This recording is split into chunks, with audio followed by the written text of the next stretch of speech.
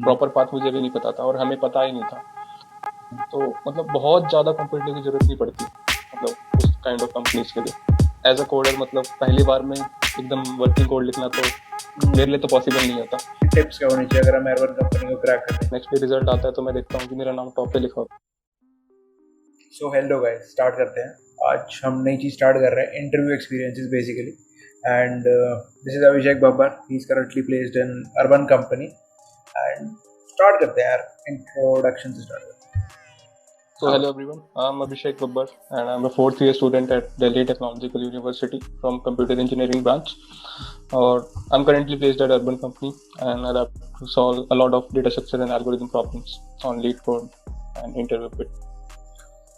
तो भाई स्टार्टिंग से स्टार्ट करते हैं कि कब हमने कोडिंग स्टार्ट करी थी एंड कैसे स्टार्ट करी थी कोडिंग। तो मैं अपना थोड़ा सा बैकग्राउंड दे देता हूँ पहले तो कि लाइक मेरे पास 11th 12th में पहले से C++ थी। तो मेरे बेसिक्स ऑलरेडी क्लियर थे मतलब कुछ डेटा स्ट्रक्चर्स भी क्लियर थे like link list and all. तो थोड़े बहुत डेटा स्ट्रक्चर सिखाए जाते हैं 12th में। तो बेसिक्स क्लियर थे तो फर्स्ट ईयर में आने के बाद इतना तो पता था कि कोडिंग होती क्या चीज़ है। तो उसके बाद मैंने Java as my first language choose करी। उसका रीज़न ये था कि मुझे एंड्रॉयड डेवलपमेंट करनी थी। तो सीनियर्स ने बताया कि और इधर उधर रिसर्च करा नेट पे तो पता चला कि दो लैंग्वेजेस होती है mainly for Android development, that is Java and Kotlin. तो मैंने जावा चूज करी क्योंकि इससे मेरे डेटा स्ट्रक्चर्स एंड एल्गोरिदम्स भी कवर हो जाते हैं और साथ में एंड्रॉयड डेवलपमेंट भी हो जाती है। तो ठीक है। उसके बाद मतलब मैंने कोर्स लिया था ऑनलाइन जावा के लिए with data structures and algorithms. तो उससे बहुत ज़्यादा बेनिफिट हुआ नहीं मुझे। तो मतलब लेकिन कुछ डेटा स्ट्रक्चर्स क्लियर हो गए थे। तो उसके बाद बस प्रैक्टिस ही बची थी मतलब जो थोड़े बहुत डेटा स्ट्रक्चर्स रह गए थे वो यूट्यूब वगैरह से आर्टिकल्स पढ़ के कर लिए थे। ठीक है, तो अब बात करते हैं कि कहाँ से प्रिपेयर किया। ये सब डिसाइड कर लिया कि जावा करनी है, एंड्रॉयड डेवलपमेंट, स्टार्टिंग हमने कोडिंग निंजा से कर दी, बट फिर यार कंपनी वाइज प्रिपरेशन वहाँ से ज़्यादा नहीं हो पाई थी। फिर कहाँ से प्रिपेयर करें उसके बाद? हाँ तो इसके लिए फर्स्ट ऑफ ऑल अगर अपनी एक्सपीरियंस की बात करूँ तो प्रॉपर पाथ मुझे भी नहीं पता था और हमें पता ही नहीं था। तो हमें सीनियर्स ने कहा था कि do a lot of practice on interview bit, right.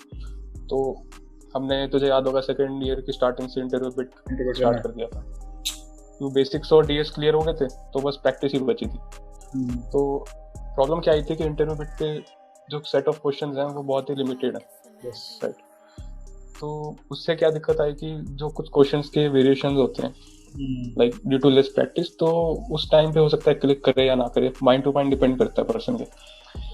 तो हमें दिक्कत आ रही थी कोडिंग राउंड में काफ़ी। तो उससे क्या हुआ कि ठीक है इंटरव्यूज में तो प्रॉब्लम नहीं आई बट कोडिंग राउंड ही नहीं निकल रहे थे हमसे। मेन प्रॉब्लम तो कोडिंग राउंड्स की आ रही थी। तो मुझे लगता है कि अगर कंपनी स्पेसिफिक प्रिपेयर करना है ना तो लीड कोड बेस्ट रिसोर्स है मेरे ख्याल से। तो लीड कोड पे मतलब काफ़ी सारी शीट्स मिल जाती है ऑनलाइन, लाइक लगभग की शीट्स हैं और फराज भैया की शीट है और भी बहुत सारे रिसोर्सेज हैं अगर। और मतलब खुद से भी कर सकते हैं मतलब टैग्स लगा के स्पेसिफिक कोई आपको डेटा स्ट्रक्चर पढ़ना है या कुछ भी प्रिपेयर करना है तो लीड कोड मेरे ख्याल से बेस्ट रिसोर्स है।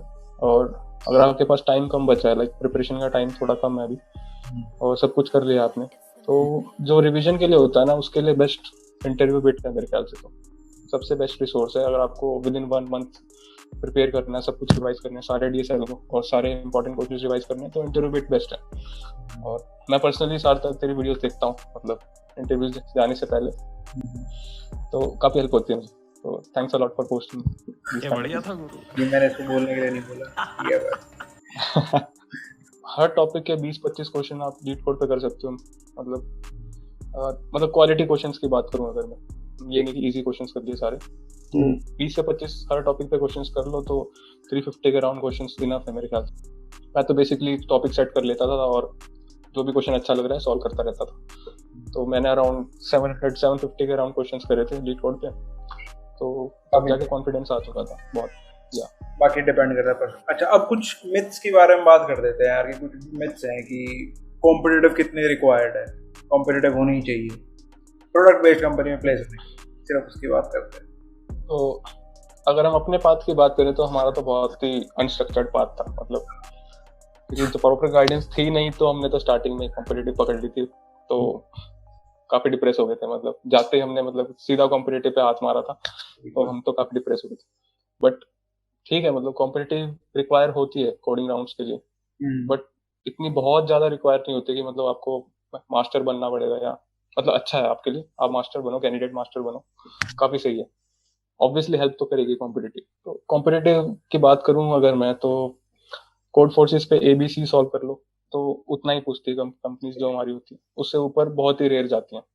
कुछ सेट ऑफ कंपनीज है, 3-4, लाइक अपनी कोऑर्डिनेशन हो गई और हमारी स्प्रिंकलर होगी, गूगल होगी, इनको कॉम्पिटिटिव पूछनी ही होती है। तो अगर ये टारगेट कंपनीज है आपकी, तो आप कॉम्पिटिटिव करो, और अगर नहीं भी है तब भी करो, मतलब टाइम है, क्योंकि इससे तो प्रॉब्लम सॉल्विंग एबिलिटीज ही इंप्रूव होती हैं, तो ये नुकसान नहीं करेगी कॉम्पिटिटिव, बट टाइम को देख के ही करना मतलब। तो अब बात करते हैं यार कोडिंग राउंड और इंटरव्यू राउंड के बीच। कोडिंग राउंड में कितने क्वेश्चन थे और क्या क्या थे? तो कोडिंग राउंड में बेसिकली 3 क्वेश्चंस थे, अर्बन कंपनी। तो एक क्वेश्चन तो सिंपल ग्रेडी का था कि हमें 2 इंटीजर्स को इक्वल करना है, ए और बी, और कुछ सेट ऑफ रूल्स गिवन थे, तो उन रूल्स को अप्लाई करके हमें उनको इक्वल करना है मिनिमम नंबर ऑफ मूव्स में। तो ये तो नॉर्मल ग्रेडी अप्रोच से सॉल्व हो गया था। ठीक है। और एक question basically disjoint set union पे पूछा गया था, मतलब मैंने डीएसयू से सॉल्व करा था, और भी वेज हो सकते हैं उसको सॉल्व करने के। तो क्वेश्चन वाज लाइक, हमें एक ग्राफ गिवन है, उसके उसके 2 टाइप के नोड्स हैं, एक ब्लैक नोड हो सकती है और एक व्हाइट नोड हो सकती है, और जो ग्राफ है वो अनडायरेक्टेड ग्राफ, डायरेक्टेड नहीं है। तो हमें क्या करना है, टोटल पेयर्स काउंट करने ब्लैक नोड्स के, जिनके पाथ के बीच में एटलीस्ट एक व्हाइट नोड आएगा। ठीक, तो ये सेकंड क्वेश्चन था। तो इसको मैंने डिसजॉइंट सेट यूनियन से सॉल्व करा था। डिसजॉइंट सेट यूनियन थोड़ा हायर लेवल डेटा स्ट्रक्चर है, वो ग्राफ्स के लिए यूज होता है, और भी बहुत सारी प्रॉब्लम्स के लिए यूज होता है। तो ये क्वेश्चन डीएसयू से हो गया था। और एक फाइनल क्वेश्चन जो था वो था काइंड ऑफ ब्रूट फोर्स ही था, मतलब सीव से हम उसको थोड़ा ऑप्टिमाइज कर सकते थे, बट ब्रूट फोर्स से सॉल्यूशन पास हो गया था मेरा। तो क्वेश्चन था कि हमें एक बाइनरी स्ट्रिंग गिवन है 0 और 1 की, और हमें उसके सबसीक्वेंस को यूज करके प्राइम नंबर जनरेट करना है, मतलब, और वो प्राइम नंबर जो होना चाहिए ना, लार्जेस्ट होना चाहिए, लार्जेस्ट पॉसिबल, मतलब हमें बताना है कि लार्जेस्ट पॉसिबल प्राइम नंबर कौन सा जनरेट कर पाऊंगा मैं विद द गिवन स्ट्रिंग, उसके सबसीक्वेंस से, राइट। ये कई कंपनी में पूछा गया था ये क्वेश्चन, आई स्टिल रिमेंबर। हाँ, 2-3 कंपनीज में आया था ये क्वेश्चन, राइट। सेम क्वेश्चन आया था। अच्छा ठीक है, तो ये अपना कोडिंग राउंड हो गया। इंटरव्यू राउंड की बात करते हैं, कितने राउंड हुए एंड राउंड वाइज क्या था? सो इंटरव्यू राउंड की बात करूं अगर मैं, तो मेरा फर्स्ट राउंड जो था वो करीब 10 बजे करीब था। तो फर्स्ट राउंड जो था वो मेरा बेसिकली डीएसएलओ का ही राउंड होता है हर कंपनी का, तो मेरा भी डीएसएलओ का ही राउंड था। तो उसमें इंटरव्यूअर काफी काम था मेरा, काफी सही एक्सपीरियंस था। तो क्वेश्चन जो पूछे गए थे वो लीड कोड के ही थे। तो वो क्वेश्चन, मतलब उसके जैसे क्वेश्चंस पहले सॉल्व करे हुए थे मैंने। तो द क्वेश्चन, पहला क्वेश्चन जो था वो था बेसिकली रेन वाटर ट्रैपिंग। वो आपको लीड कोड पे मिल जाएगा, सर्च मारोगे तो। इसमें क्रक्स ये था कि जो सॉल्यूशन हमें देना था ना, वो एक तो वर्किंग तो होना ही चाहिए, पहली बात तो ये तो उनकी रिक्वायरमेंट थी। दूसरा, वो प्रोडक्शन रेडी कोड भी होना चाहिए। Production ready in the sense, मतलब वो ना, मतलब कोई थर्ड पर्सन देखे तो उसको समझ में आना चाहिए लिखा क्या है। मैंने वेरिएबल्स के नेमिंग प्रॉपर होनी चाहिए और प्रॉपर इंडेंटेशंस होनी चाहिए, जैसे हम कंपनीज में लिखते हैं कोड प्रॉपरली, और उसकी एक्सप्लेनेशन अच्छी होनी चाहिए। तो क्वेश्चन तो हर कोई सॉल्व कर लेता है, बट ये कुछ 2-3 चीजें हैं, मतलब ये कंपनी चाह रही थी, मतलब मेरे को पहले बता दी गई थी कि आपको प्रोडक्शन रेडी कोड लिखना है और क्लीन कोड लिखना है बिल्कुल। तो इस चीज में थोड़ा टाइम लग गया था, वरना क्वेश्चन तो जल्दी सॉल्व हो गया था। मैंने अप्रोच भी बता दी थी, ब्रूट फोर्स से स्टार्ट करी थी मैंने अप्रोच, और उसको धीरे धीरे ऑप्टिमाइज करते गया। तो प्रीफिक्स सम का, प्रीफिक्स मैक्सिमम का, एक मैक्सिमम की एक अप्रोच आई थी मेरे माइंड में, तो उससे मैंने बता दिया था। तो इंटरव्यू सेटिस्फाइड हो गया था। और इसकी 2 पॉइंटर से भी एक अप्रोच होती है, तो कई बार इंटरव्यू पॉइंटर पे जाते हैं, राइट। तो वो अप्रोच पे, मतलब बेसिकली मैंने जो स्पेस का सॉल्यूशन दिया था उससे वो सेटिस्फाई हो गए। तो फर्दर उन्होंने ऑप्टिमाइज करने को कहा नहीं मुझे, क्योंकि टाइम भी जा रहा था, साथ साथ समझा भी रहा था, सब कुछ हो रहा था। तो उन्होंने कहा कि चलो कोड लिख दो इसका। और जो सेकंड क्वेश्चन था वो एन क्वींस प्रॉब्लम की, बैक ट्रैकिंग की फेमस प्रॉब्लम है जो, तो वो भी मैंने समझा दी थी 10-15 मिनट में, मतलब अच्छे से समझाई, मतलब प्रॉपर एग्जांपल्स लेके समझाई उन्हें कि ये चीजें ऐसे हो रही हैं, स्टेट्स बनाई मैंने रिकर्जन की, ये चीजें ऐसे हो रही हैं, मतलब सब बताया प्रॉपरली। तो वो सेटिस्फाई हुए, उन्होंने सॉल्यूशन लिखने को कहा मुझे, तो यहाँ पे मैंने सॉल्यूशन लिख दिया था। So all was well set. But एक लास्ट पॉइंट था कि उन्होंने जो कोड था ना वो एडिटर पे लिखवाया, और मुझे पता भी नहीं था कि कोई एरर है या नहीं है। तो द क्रक्स पास की वो अपने बैकएंड पे लीड कोड पे या किसी भी मतलब आईडी पे सबमिट कर रहे थे, उनके प्री डिफाइंड टेस्ट केसेस थे, तो I think most probably leet code पे ही सबमिट किया होगा, आई एम नॉट श्योर। तो वो देख रहे थे टेस्ट केसेस पास हो रहे हैं नहीं हो रहे।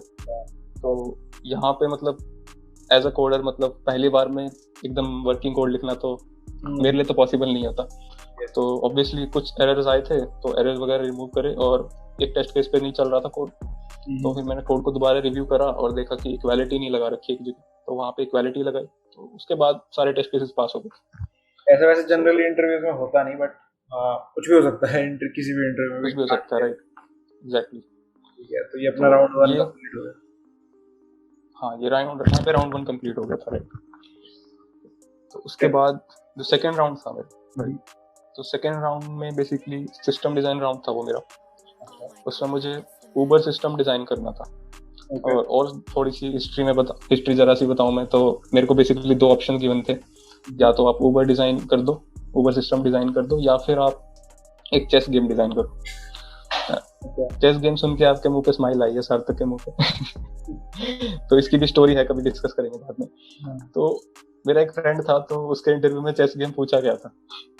तो चीजें कुछ ठीक नहीं हुई थी, तो मैंने सोचा कि मैं भी ये टॉपिक चूज नहीं करूंगा। तो मैंने सोचा कि चल let's go with Uber system design. ठीक है, तो ऊबर सिस्टम डिजाइन में राइट, तो यहाँ पे प्रॉब्लम क्या हुई थी कि मुझे लगा कि हाई लेवल डिजाइन पूछा जाएगा, तो मैंने और सार्थक ने बेसिकली प्रिपरेशन करी हुई थी हाई लेवल डिजाइन की। गौरव सेन की प्लेलिस्ट होती है यूट्यूब पे, तो वहाँ पे आपको हाई लेवल डिजाइन्स के सारे वो मिल जाएंगे रिसोर्सेज, क्या क्या चीज़ें होती हैं। तो मैं उनको चीज़ें हाई लेवल में समझाने लगा था, यूजर्स के अकॉर्डिंग, स्केलिंग के अकॉर्डिंग। तो उनको ये सॉल्यूशन नहीं चाहिए था, उनको जस्ट एक क्लासेस एंड ऑब्जेक्ट्स का ओप्स ओरिएंटेड सॉल्यूशन चाहिए था, मतलब जो बेसिकली हम लो लेवल डिजाइन जिसे हम बोलते हैं। तो फिर बेसिकली क्या हुआ कि मैं उसके लिए इतना ज़्यादा प्रिपेयर्ड नहीं था, बट मैंने बेसिकली जावा करी हुई थी, तो ओप्स का मेरे को प्रॉपर आइडिया था, और इंटर्नशिप्स में भी जो कोड लिखे थे वो ऑब्जेक्ट ओरिएंटेड ही थे। तो यहाँ पे मुझे थोड़ा बहुत बेनिफिट मिला उस चीज़ का। तो मैंने धीरे धीरे सिस्टम डिज़ाइन करना स्टार्ट करा ऊबर का। ऊबर क्लास बनाई मैंने, राइडर क्लास बनाई, उनके एट्रीब्यूट्स डिफाइन करे प्रॉपर, और प्रॉपर नेमिंग वगैरह सब करी। तो हमें बेसिकली फंक्शंस बनाने थे कुछ। तो वो फंक्शंस क्या थे, बेसिकली हमें ऊबर क्लास में जो इम्प्लीमेंट करने होते हैं वो उन्होंने बताए थे मुझे कि कुछ फंक्शन है 2-4 ये बना दो।